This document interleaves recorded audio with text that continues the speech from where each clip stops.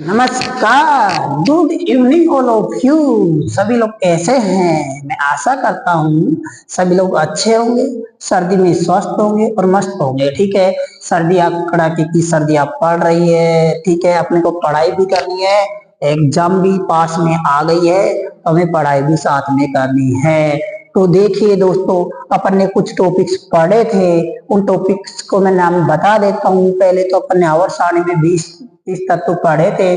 उसके बाद में अपन ने पढ़ा था कि इलेक्ट्रॉनिक के विन्यास कैसे निकालते हैं, सूत्र कौन सा होता है, संयोजकता किसके द्वारा निकालते हैं, ये सारी चीज अपन ने पढ़ ली थी। और देखिए, अलग अलग वीडियो तो आ रही है, लेकिन एक बार इलेक्ट्रॉनिक विन्यास, संयोजकता और आवर्त सारणी तीनों की एक क्लास कमांड करके पूरी क्लास भी आपको अवेलेबल करवा दी जाएगी, अपलोड कर दी जाएगी। एक साथ है ना, कोई दिक्कत नहीं है। सर हम एक साथ ऐसे अलग अलग नहीं देख सकते, उन बच्चों के लिए भी अपने पास सुविधा है। ठीक है, तो देखिए अपन ने क्या क्या पढ़ा है, आज उसके बारे में करते हैं विचार। देखो, सबसे पहले जो अपन ने पढ़ा था 1 से लेके 20 तक तत्व। क्या पढ़ा था विद्यार्थियों? 1 से लेके 20 तत्व पढ़ा था कि नहीं पढ़ा था रे? पढ़ा था। एक मिनट को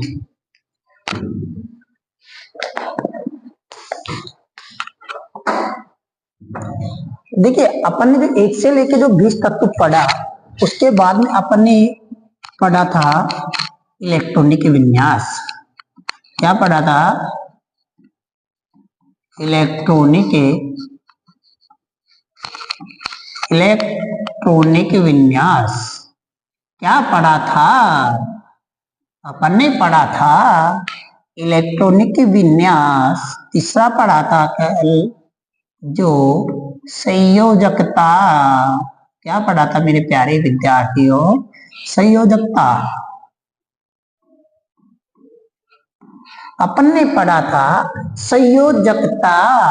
तो देखिए, अपन ने 3 टॉपिक पढ़ लिए, तीनों टॉपिकों को अच्छी तरह से वीडियो को स्किप नहीं करना है। एक एक चीज देखनी है, मैं गारंटी से कहता हूँ।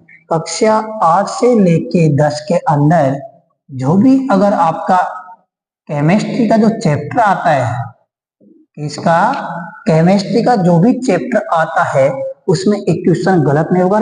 इसके बिना उसका कुछ नहीं होगा, क्योंकि आवर्त सारणी याद करोगे, फिर इलेक्ट्रॉनिक विन्यास निकालना सीखोगे, फिर संयोजकता निकालना सीखोगे, फिर इसके द्वारा अणुसूत्र बनाना सीखोगे।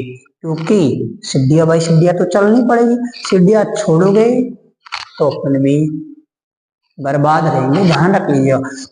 मैं ये कह रहा हूँ, जो आरके साइंस एकेडमी के अंदर जो आपको पढ़ाया जा रहा है ना, एग्जाम बोर्ड के अंदर 90 से 95 के अंदर नंबर नहीं लाएंगे तो मेरे पास आ जाए, मैं गारंटी से कह रहा हूँ। एक क्वेश्चन बाहर नहीं जाने दूंगा, 95% तक की तो बात मैं करता हूँ। दूसरी बात, अगर आपको नोट्स भी चाहिए तो वो भी अपलोड कर दिए जाएंगे टेलीग्राम पे, व्हाट्सएप पे, जो भी आपको मतलब हमारे पास जो सुविधा होगी उसके द्वारा हम दे देंगे। लेकिन पढ़ना आपको है, साथ आपको देना होगा। ठीक है, आज अपन क्या पढ़ेंगे? आज पढ़ेंगे अणुसूत्र कैसे बनाते हैं, मतलब जो भी सूत्र हो गया उसको कैसे बनाते हैं। देखते हैं, आज अपन बात करते हैं सूत्र की। देखो, सबसे पहले अपन सूत्र की अगर बात करते हैं तो मैं पहला ले लिया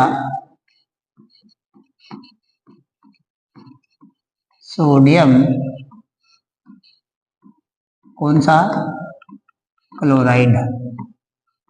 सोडियम क्लोराइड की अगर अपन बात करते हैं मेरे विद्यार्थियों, तो देखिए सोडियम को निकालना कैसे होता है सबका पता होना चाहिए अपने को। सोडियम और क्लोराइड को ही क्लोरीन कहेंगे, सोडियम और क्लोराइड को ही क्लोरीन कहेंगे यहाँ पे। ठीक है, बहुत इजी है। अगर संयोजकता मेरे विद्यार्थियों अगर आपको याद है तो आप इस सूत्र को आप पेपर में आ गए तो पेपर को मतलब कहते हैं ना, पेपर के चीथड़े चीथड़े उड़ा दोगे, गारंटी से कहता हूं। देखो, क्योंकि N1 का जो परमाणु क्रमांक होता है, इधर देखो कितना होता है, 11। तो अगर मैं पहले कक्षक में 2 भरूं, दूसरे में 8 भरूं, तीसरे में 1 भरूं, तो मैंने बताया था मेरे विद्यार्थियों, अगर आपके पास अगर अंतिम कक्षक में 4 से कम बचे प्लस में, 4 से ज्यादा बचे तो माइनस में, लेकिन इसको 8 में से घटाया जाता है, 8 में से घटाया जाता है, क्योंकि अष्टक पूर्ण होने के लिए मेरे प्यारे विद्यार्थियों 8 इलेक्ट्रॉन की ही जरूरत होती है। अगर अपन बात करते हैं आगे, तो देखिए अब इसका अंतिम में कितना बचा, +1, एक बचा तो 4 से कम है, +1 है। इसका अंतिम में अगर बात करते हैं, क्लोरीन का परमाणु क्रमांक 17 होता है, तो पहले में 2, दूसरे में 8 है, तीसरे में 7। 8 होने के लिए 1 चाहिए होता है। क्या चाहिए होता है मेरे प्यारे विद्यार्थियों, अगर 1 चाहिए होता है तो देखिए अब इसमें क्या होता है, क्रॉस मल्टीप्लाई होता है। क्या होता है, क्रॉस मल्टीप्लाई करवाते हैं, तो देखिए समान संख्या होने पर विपरीत चिन्ह